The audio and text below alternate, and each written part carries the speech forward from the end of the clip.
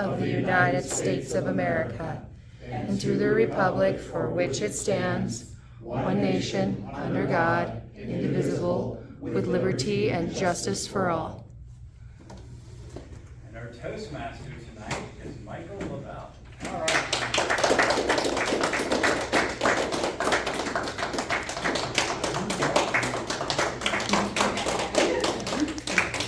Remember Michael, right?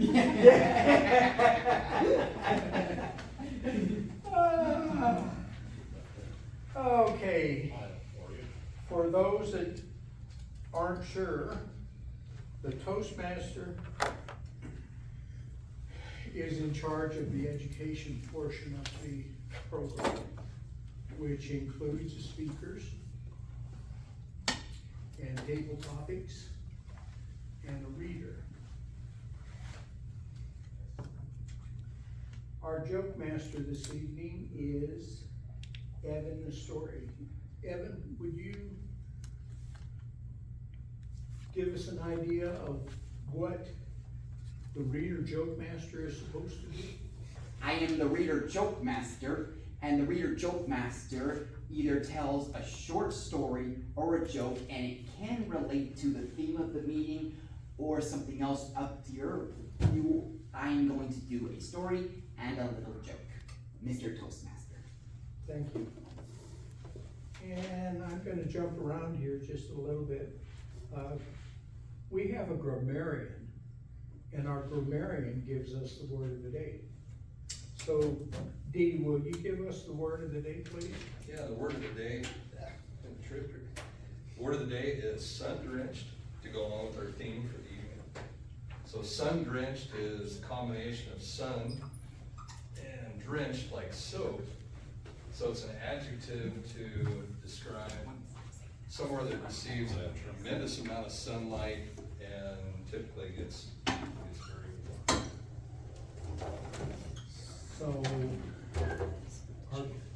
and what are you gonna be doing during our program? So as the grammarian, then I will be evaluating grammar the best that I can, and also counting the number of times that everybody uses the word sun-drenched. Keep Very track of good. that. Thank you. And we also have a program called Table Topics. And we have a Table Topics master. Andrea, would you explain what you are trying to do with Table Topics? Absolutely. So table topics is much like what we do in everyday life. We end up stepping up and maybe talking for 2 minutes, maybe 3. In this case, it's 1 to 2 minutes. I will be asking a question of you. We will speak on that subject, and we end up going ahead with the rest of our meeting. Thank you. Like I said, I am taking care of the education part of the program. However, we do have an evaluation portion of the program. And tonight, our general evaluator is Mark Sizer. And Mark, would you mind explaining what you do and introduce your team, please? To do the whole team. Oh, yes. Well, not the grammarian. I already stepped on my toes for that. The general evaluator runs the evaluation portion of the meeting, evaluates the overall meeting, and has a team to help him or her with the rest of the work. Each speech gets its own evaluator.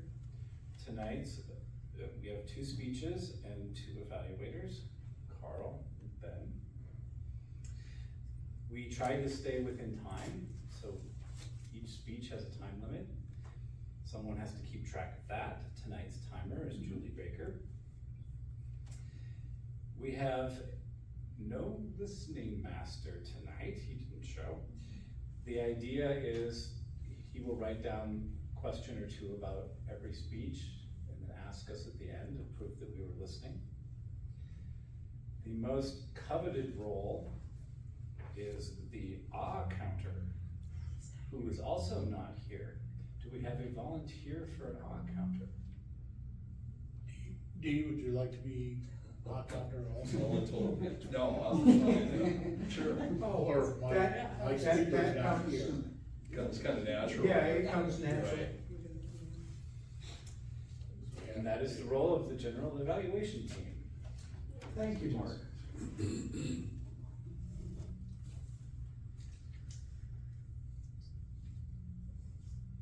we just gonna? So we are going to jump into the speeches.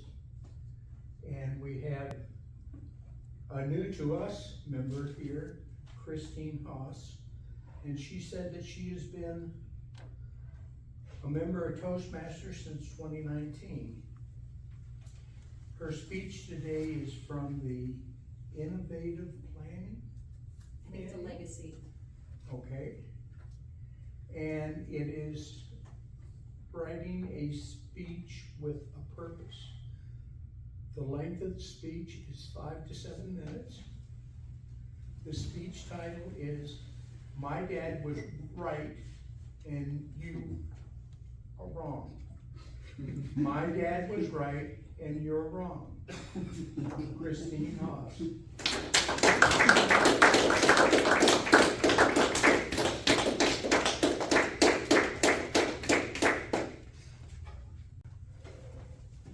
Cables are so fun. Oh, no, it's on, I have the Okay. screen blanked.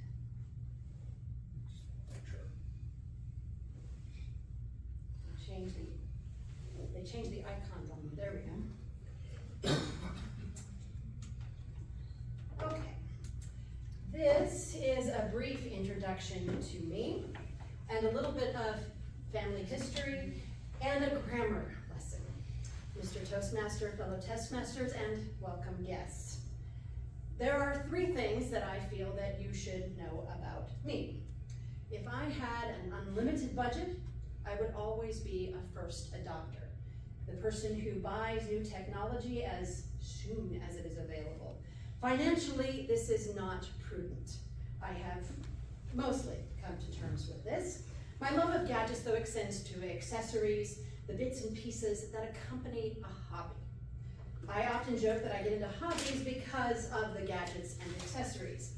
My husband doesn't think this is very funny.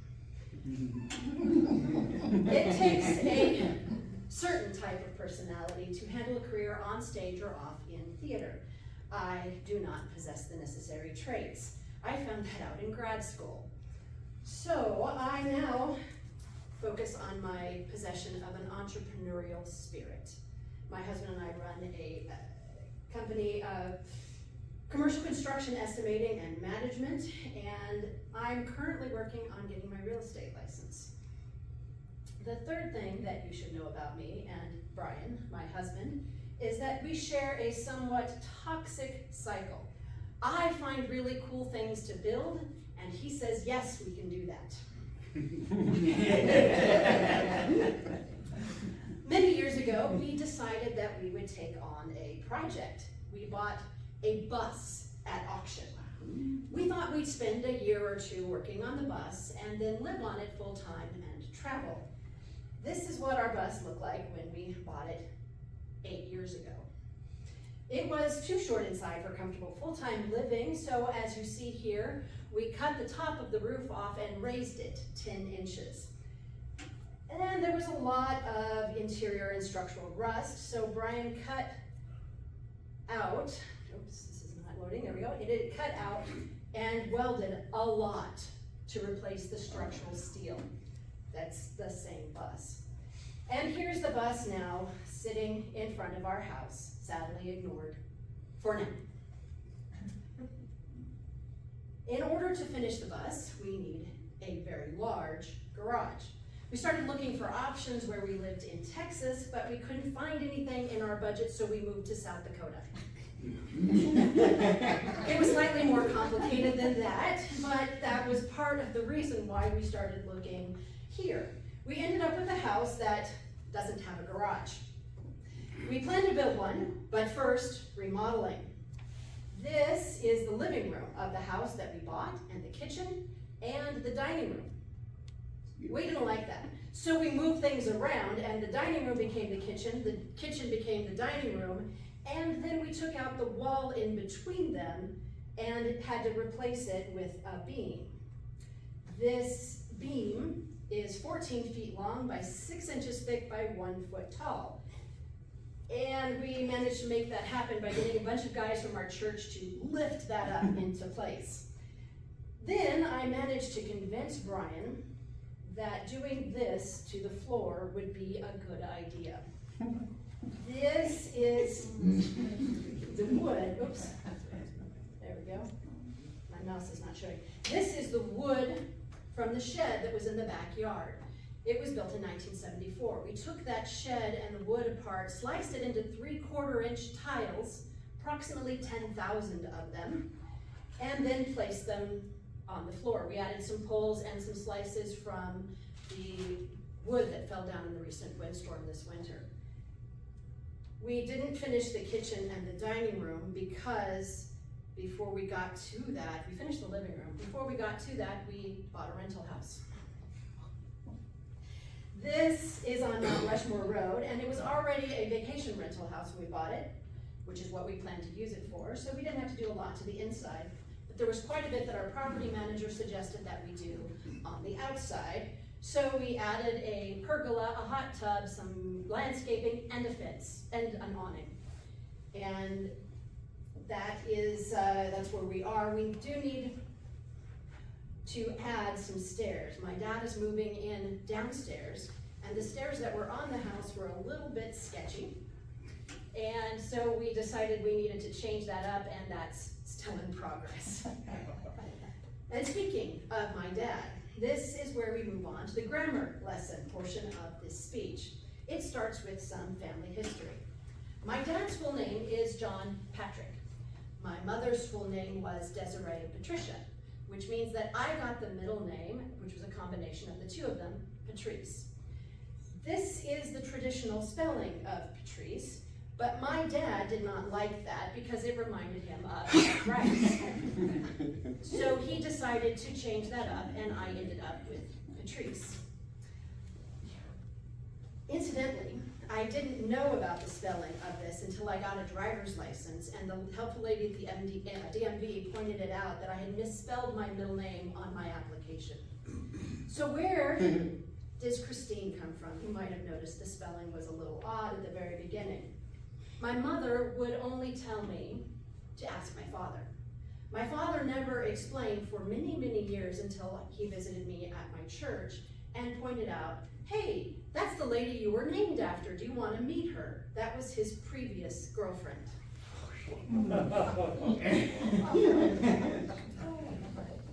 So, and now for the part you've all been waiting for, grammar. In English pronunciation, there is something referred to as the magic E. This is what happens when an E is added after the consonant at the end of a word, changing a short vowel to a long vowel. Some examples of this. Say these with me, if you will. Time. Time. Smile. Smile. Life. Life. Mine. Christine. We know that my name is not Christine. So how, you may ask now, and I'll tell you even if you don't ask, do we get a long E rather than a long I? So say these with me, if you will. Chief. Chief. Cookie. Believe. Priest. Christine. I can't say for sure that my dad was aware of any of this when he wrote my name on the birth certificate, but for reference, my little brother's name is Jonathan with an O rather than the traditional A, because there's so many Johns in my family that my dad thought it was a John-a-thon. So there are, of course, the Wrenches, names spelled the same way but pronounced how everyone wants to pronounce my name. Dale Kristen, a British actress. I saw her in the original production of Phantom of the Opera at the Amundsen Theater in Los Angeles with Michael Crawford. There's both of their autographs there, theater nerd. A more recent example is the on-track commentator for Supercross, which is indoor dirt cross racing, Will Christian.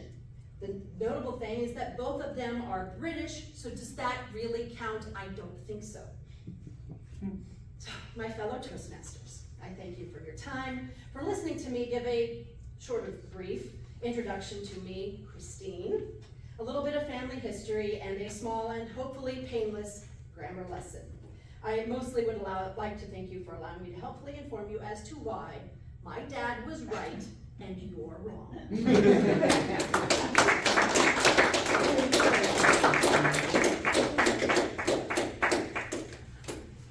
Antoine, you made it. Yes. You have Sorry, I an ran a little behind. introduction? You have an introduction? You're doing this, Yes, speech today, yes. yes. Ready to go whenever. Okay, yes. Yes, next the, for level 1, the purpose. Level 1, okay. Mhm. Well, if you notice, the Sun drenched. grammarian came up with sun drenched, and that's because of summertime fun. Okay?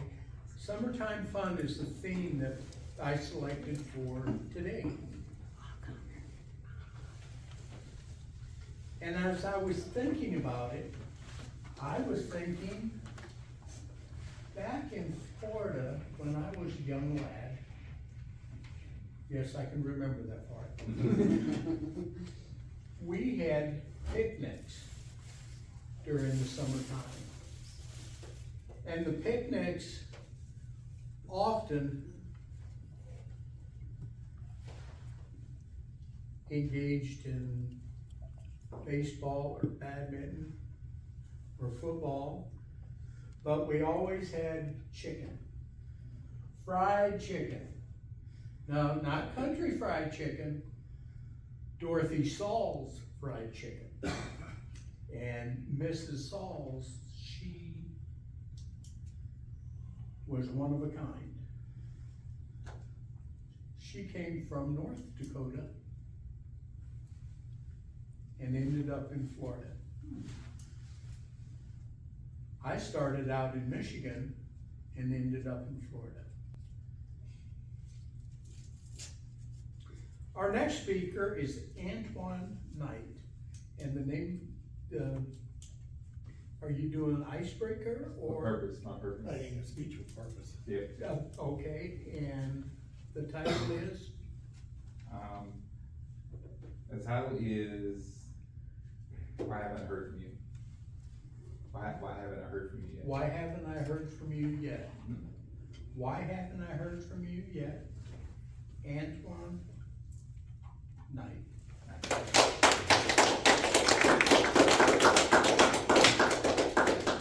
Right into the fun. Okay.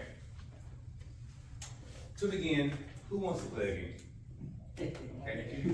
So growing up, I don't know if y'all are my generation or not, we had this game called Pretend. I think it changed to Imagination. Okay? So we're going to pretend for a second. So pretend you're driving a car.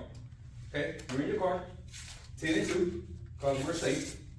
All right, you got your AC on, you know, your seatbelt is on as well. Okay, you're driving. You notice that your destination, you need to get into the right lane. You need to make a right turn.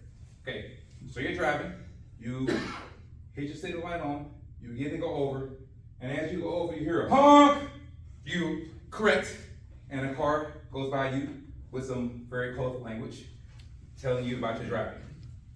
All right, right after that, your heart's racing, your palms are probably sweaty, and you probably don't have to go to the restroom like you did before. Okay. How many times in life, or better yet, what did you not check?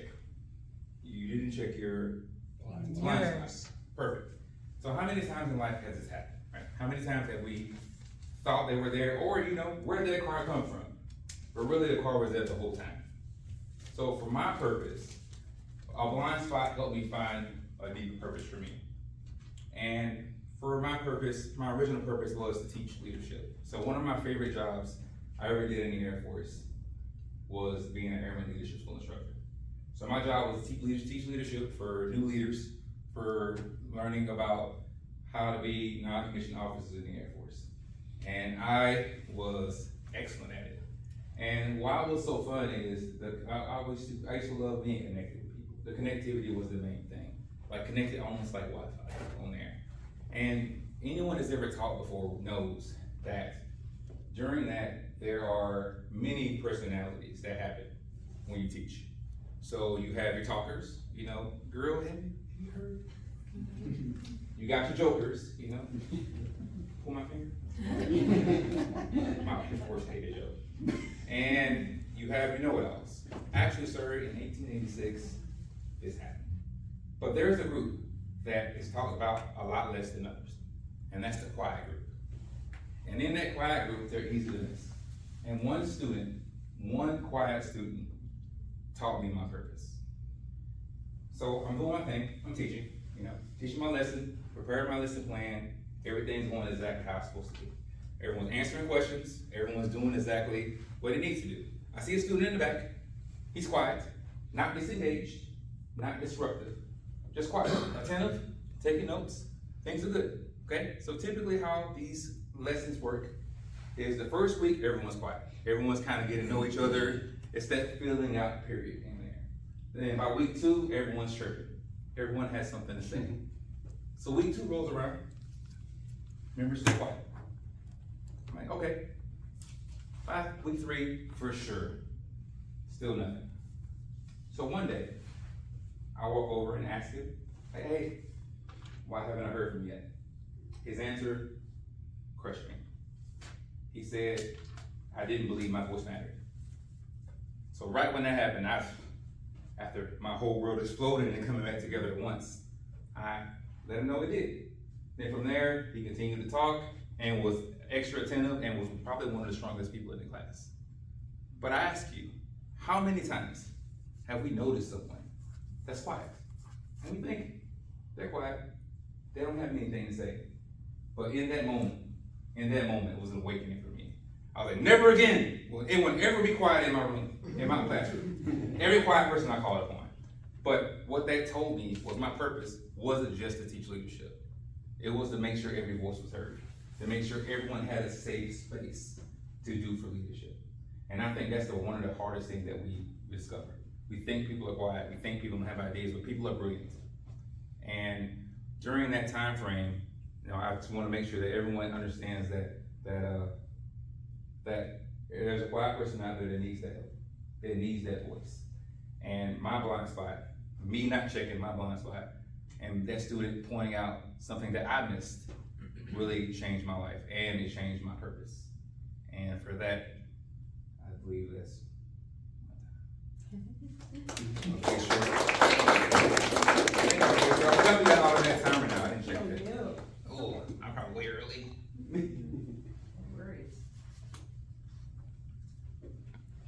Thank you.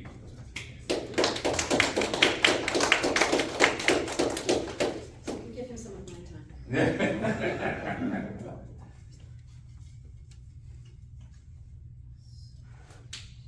Well, I am one of the few people in here that get time. The Toastmaster of the day is not restricted by time. Now, I told you what I did as a youngster in Florida. That was before I got to drive. When I started driving, I was raised on the Gulf Coast of Florida. And I spent a whole lot of time in Daytona Beach. That's not on the Gulf Coast, that's on the Atlantic. And we had parties. And that was my summer fun. I would get off work and off I'd go. Sometimes I would remember and sometimes I wouldn't.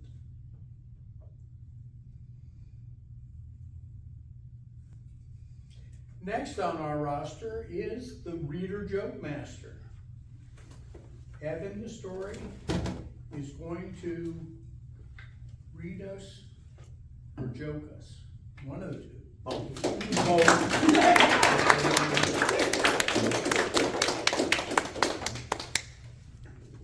Well, in this story, it's a story about me. I was definitely not sun-drenched in this story. I titled it, My Summer Ocean Time, Don't Copy Me. once was beautiful Santa Cruz, California. And on the beach is the ocean. I'm originally from California, guess. Now who loves the ocean and swimming in there? Awesome.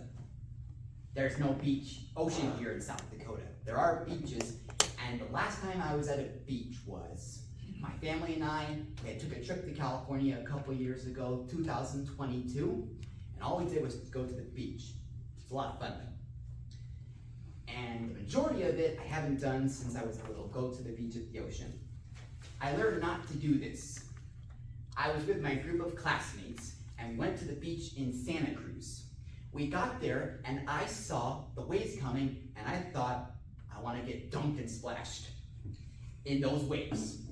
They said, go in, except I was nervous. Took one step in, closer to getting dunked and splashed. Took another step in, and took 7 more steps, and finally, the waves splashed on me, and I fell down.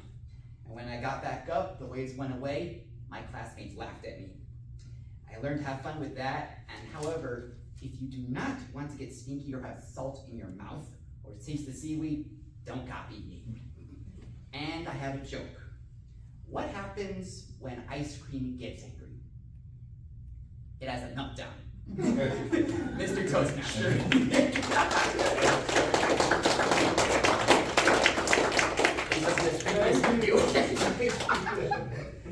And I would be willing to bet that you were somewhat sun drenched and you got sand in places in your suit that Got all over. got all over. I went to Texas, I got so sun-drenched. Okay, very good. But we did not, how many shark attacks have we had in South Dakota? You're right. Less than a 1% chance.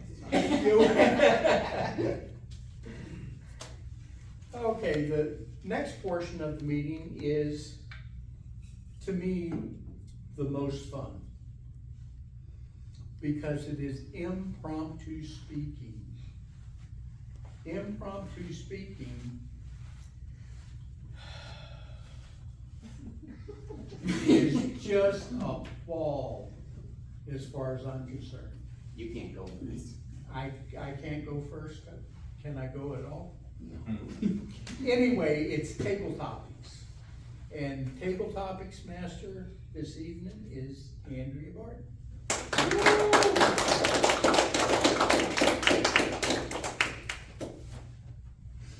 This is my portion of the meeting now. Who wants to be voluntold or can volunteer? Okay, someone's gotta raise their hand. Yeah. All right.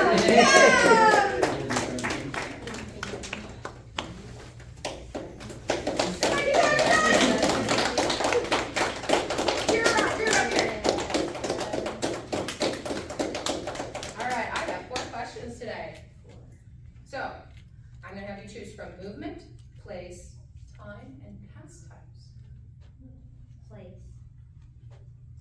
Place. Robert Frost viewed place as foundational art, famously stating that locality gives art. He was the poet of New England, using its specific vernacular and rural landscapes to create a distinctly American voice that resonated universally. So what place would you feel is poetic or artfully done? Was it moonlit or sun-drenched? Okay, so, thank you. Can we shut out answers? To answer the question, it would be sun-drenched for myself, and it would be going to the Sun Road in Glacier National Park. It was an absolutely epic experience. Didn't expect to drive it myself, and my path just took me on it. You have to have a pass, a permit issued prior because of traffic. And with that, I had scheduled a hiking trip, a very special one for myself, at Avalanche Lake. And by the time I got done at that hike, I was at the top, and you didn't have to have a pass, because it was by the time that the road was open. So I actually am scared of heights, which is, you wouldn't think driving on the side of a road, but yes, that truly got to my stomach, but it was an experience that I didn't expect to happen. Very well done.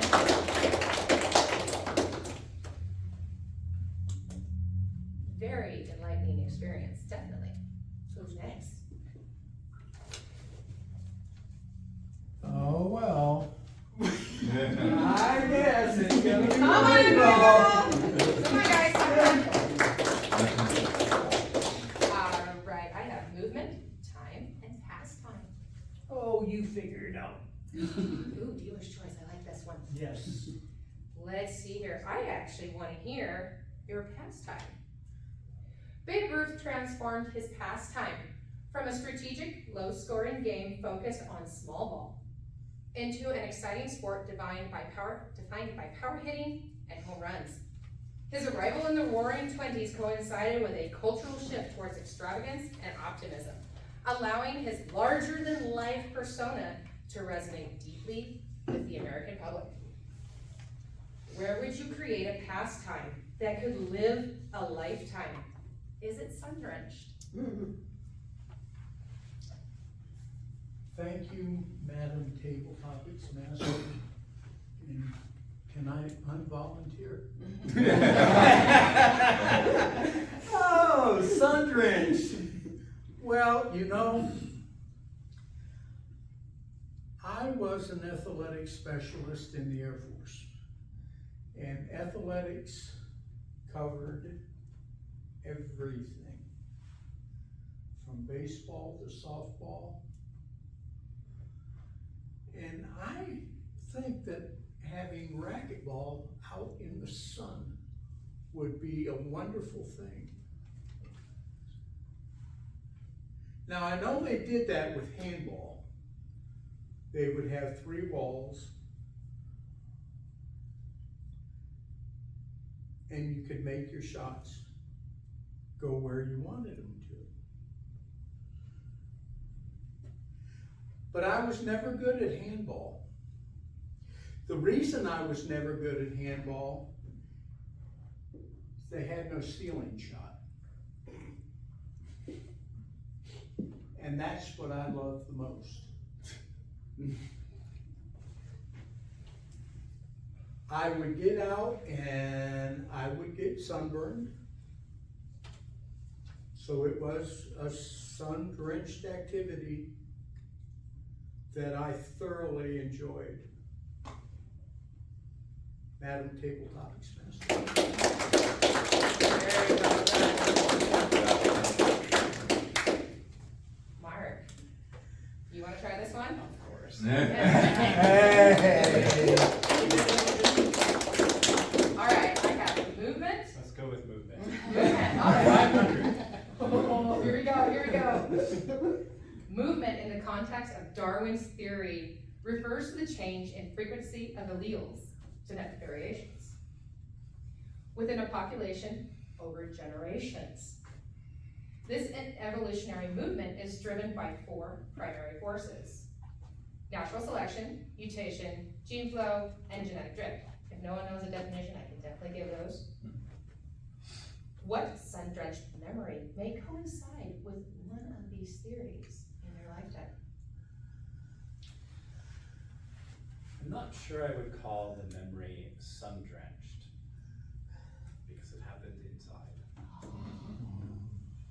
But we can pretend it happened outside. I was presented with a similar question in a very different context. We tend to think of ourselves as the most evolved creatures on Earth. Aside from being arrogant, it's also very, very wrong, because evolution takes place across generations. Human generations are relatively long, and we haven't been around all that long. Bacteria have a very, very short lifetime.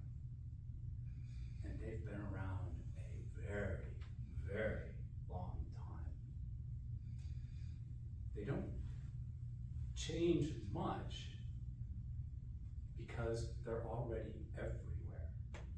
The most evolved organisms on the planet are bacteria. They've had the most generations for the longest period of time. Don't fool yourselves, it's not us.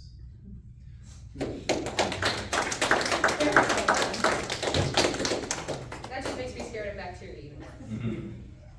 That's why they're so good at killing us. All right, my last one. Yes. Oh, look at it! Great volunteer! All right, time. Galileo Galilei did not define time as an absolute independent entity, but rather created it as a crucial perimeter and a measurable variable essential for describing motion. His insight shifted the understanding of time from a philosophical concept tied to celestial cycles to a mathematical quantity integral to the laws of physics. I apparently can't read my own handwriting. Was there a time that you looked up at the stars just to feel time stop?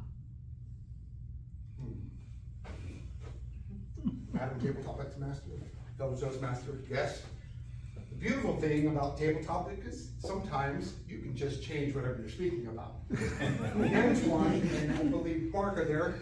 We all three share something in common. All three of us were in the Air Force, but I believe I had the best job. I was in 823rd Red Horse, Special Operations Wing. I was at Invasion of Panama, went to Honduras 6 times, Desert Shield, Desert Storm. And time definitely stands still when you're being shot at or being told to do something that puts other people's lives in harm, and you have to make decisions that could change entire countries. Madam Table.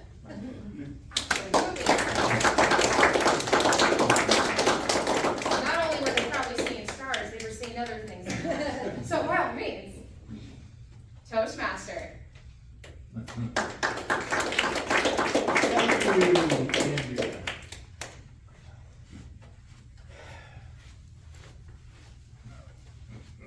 This is the part of the Toastmaster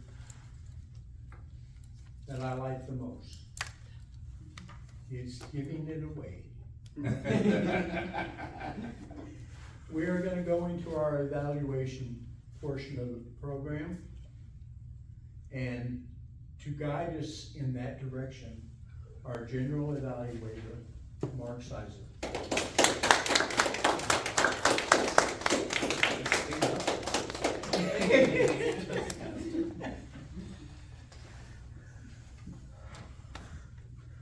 As I said earlier, the evaluation portion of this meeting is where we evaluate how we've done. And we start with the evaluators for our speeches. So our first, we went out of order. Our first speaker was Christine, who is being evaluated by Ben. Ben, if you would.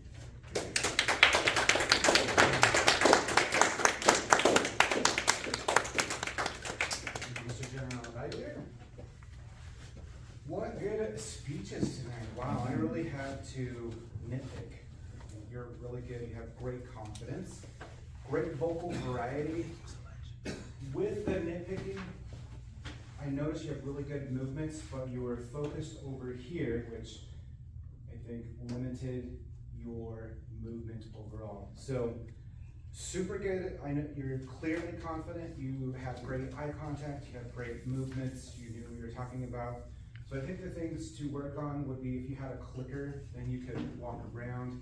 I think with the speech as a whole and in totality, I think everyone was bought in the entire way. But I think linking it throughout, like a theme. Again, I'm nitpicking here, so. But like having a theme, like I was expecting to hear from the beginning to the end why your dad was right and we were wrong. We got to that at the end, which didn't bother me because I was entertained throughout the entire thing. So I think that there were no grammatical errors, there were no ums, there were no ahs. You have great confidence, poise.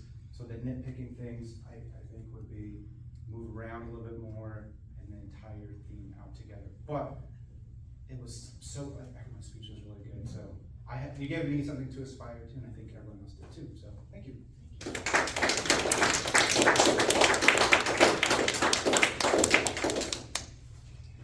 Up next, we have Carl.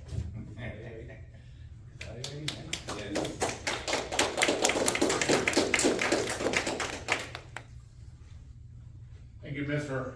General Evaluator, and thank you, Antoine.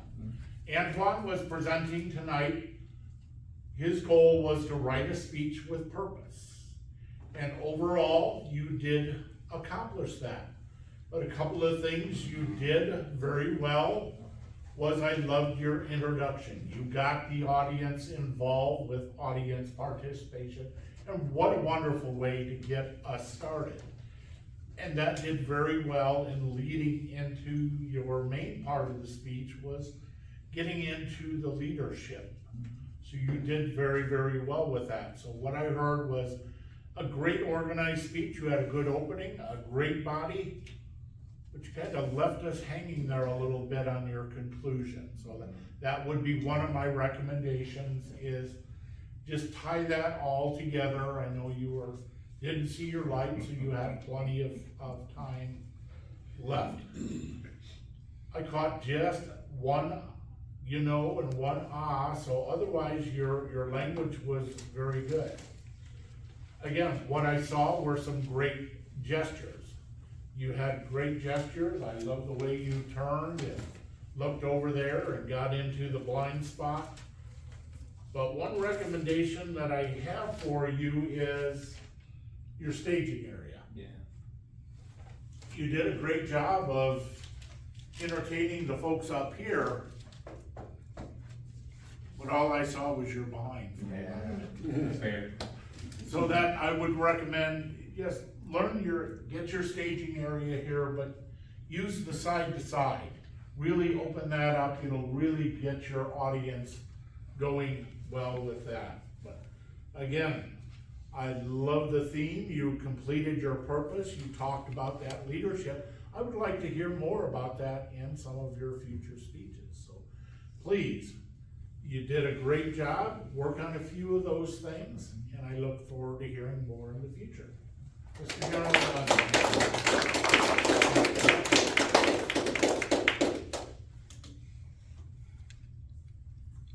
soon as our timer gets the last time written down. Our timer tonight.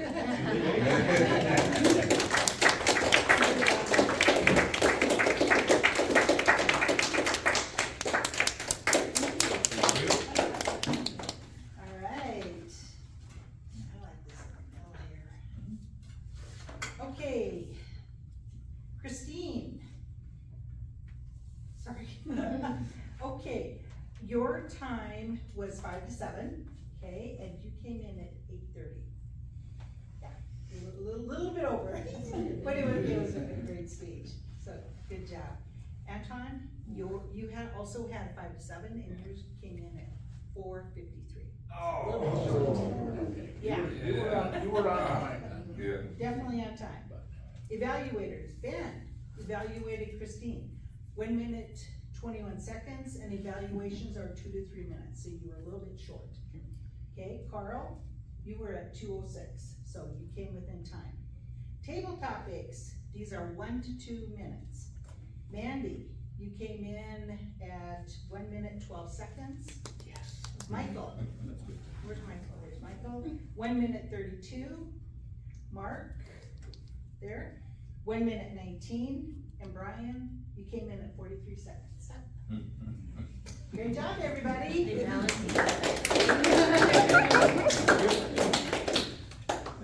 You betcha. Next up, we can combine 2 roles, our grammarian and our counter. No. Looking very sundressy. General evaluator, does that make sense? Mr. General evaluator? All right, well, thank you. I'm just gonna go through the list here. These aren't necessarily in order, but some really great presentations tonight, and I did the best I could to count ahs and ums. So some of you might have heard some that I didn't, or maybe I caught some you didn't. I'll start with Mark Sizer, as usual. I didn't count any bad grammar or any bad usage of grammar. He used the word sun-drenched once. Then you did a great evaluation, I thought. You had perfect grammar, and you didn't use the word sun-drenched, but no ahs or ums either, so that was really good. Michael LaBelle, I think you won the contest for the number of uses of sun-drenched. So great job on that, and you have one like I said, but I'm not sure if that's really an error or not. And sometimes like is considered a word you're not supposed to use. And I counted one ah. That was all I counted the whole time, which is really good, I think. Antoine, I loved your speech. It was really good. It was really interesting, and you caught my attention right off the bat. It was fantastic. I loved the description of how you narrowly avoided the wreck and had everybody drive down the road, and you could just feel that, when I was watching it. And I counted one ah, and I didn't catch any other grammar mistakes. Evan, the story, used sun-drenched once, and I loved your meltdown joke. Good bad joke. And I didn't count any ahs or ums. Andrea, you had 3 usages of the word sun-drenched, so you almost caught up with Michael over there. And Christine, you had a great speech, first of all. I thought it was really well organized, and I could follow it all the way through. And I really loved some of the things. I think I caught the one phrase in there about, he thought there were a bunch of it was a Jonathan, I guess. I think some of that was really great. And I love the first adopter and some of the ways that you worded things in there. So as far as ahs and ums, I think I counted 2, and no instances of the sun-drenched in there. Carl, Julie, Carl and Julie, I didn't have any ahs or ums that I counted on you guys. And with, let's see, and I'm sorry, I can't remember your name, the green shirt. Mandy, that's right. Liked your response there, and I love the way that you did the stomach reference when you said you were driving up the road to the sun up there. I've been up there, it is a long ways up, and you made me think of it when you mentioned that. Counted one ah and used sun-drenched once. Finally, Brian, that one, I loved your sidestepping the question. Well done, yeah. I didn't count any ahs or ums in it. It was great, so thank you.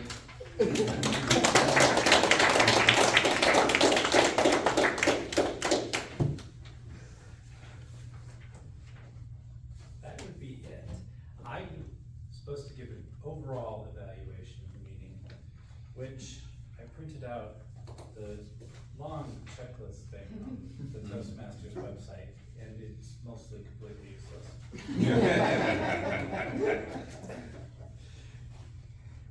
I'd like to point out something interesting that we hear a lot at Toastmasters is the accents. Some people often pronounce things strangely, like the T and often. And I noticed you use fur instead of for. Oh. That's not wrong. That's not an error. That is just a regional accent. And people move so often these days that we hear these things a lot more than when you grow up with the same accent all around you. When I joined the Air Force, I didn't have an accent. I'm from the Midwest. We don't have an accent. Everyone on TV talks like us. Say Ruth. And I'm from Wisconsin, which I never heard until it was pointed out to me that yes, you have an accent, you say Wisconsin. I'm like, no, I don't, I say Wisconsin. Mm-hmm. I never knew, so we all have an accent, and it's can be very interesting to listen to people from different parts of the country speak. I think that we did a great job on this meeting, we didn't miss anything. I think we described everything to our guests as we went, which is one of the things on the checklist. That means that the educational and evaluation portions of our meeting are over, and now we start the business meeting with our president. Have a good